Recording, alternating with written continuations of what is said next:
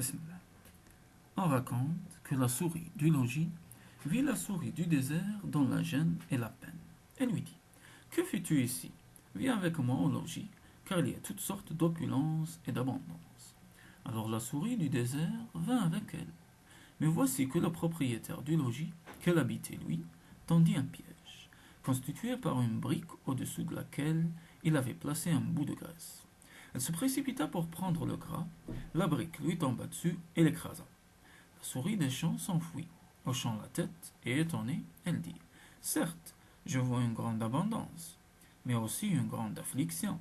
Par conséquent, la santé avec la pauvreté me semble plus douce que la richesse qui conduit à ma perte. Puis elle s'enfuit vers le désert.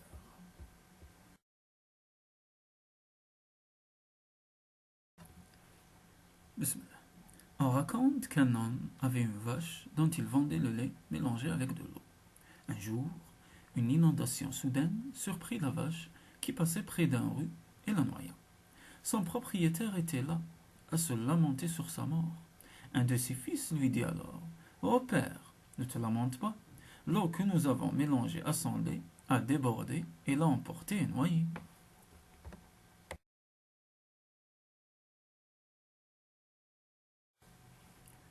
Bismillah. Un roumi possédait un cochon. Il l'attacha à un pilier, puis posa le fourrage devant lui pour l'engraisser. Près de ce cochon se trouvait une ânesse et son ânon. Ce dernier ramassait le fourrage qui s'éparpillait autour du cochon et le mangeait. Ah, que cette provende est bonne, si elle peut durer, dit-il à sa mère. Fils, lui répondit sa mère, ne l'approche pas, car avec elle, il faut craindre le pire. Un jour, le roumi décida de tuer le cochon et mit le couteau à sa gorge. Le cochon se mit à se débattre et à frapper avec ses pattes.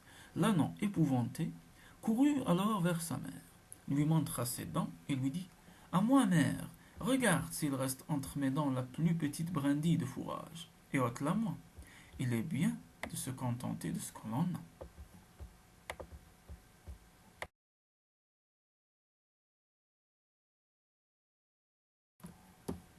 Bismillah. Un homme raconte: Je passais par quelques habitations très cossues et j'aperçus un homme se tenant à quatre pattes, auprès d'une palissade, derrière un rideau. Cet homme était un précepteur. Il aboyait comme un chien. Soudain, un petit garçon surgit au détour de la palissade. Le précepteur le saisit avec poigne. Je dis au précepteur: Explique-moi ta conduite. Volontiers, dit-il. C'est un garçon qui déteste qu'on l'éduque et il me fuit. Va se réfugier à l'intérieur de la maison et n'en sort plus. Quand je l'appelle du dehors, il se met à pleurer. Cependant, il a un chien avec lequel il a l'habitude de jouer. Donc je fais des aboiements pour l'attirer. Alors il sort et vient m'apporter.